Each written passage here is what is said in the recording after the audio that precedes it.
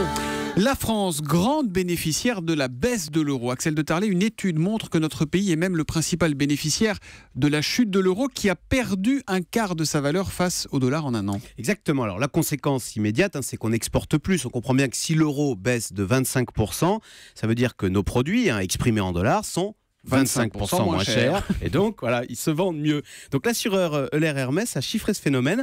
La baisse de l'euro, nous explique-t-il, va augmenter nos exportations de 9 milliards.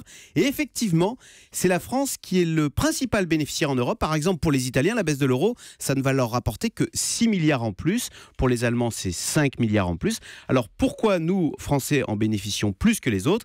Eh bien, l'explication, malheureusement, n'est pas très glorieuse. C'est que comme en France, nous exportons des produits moyens de gamme, eh bien, on est très sensible au prix. Donc, si les prix baissent un petit peu, hop, immédiatement, on vend plus. Alors que les Allemands, eux, vendent du haut de gamme, ils vendent des machines-outils, par exemple. Donc, ce sont des produits qu'on s'arrache, même s'ils sont très chers.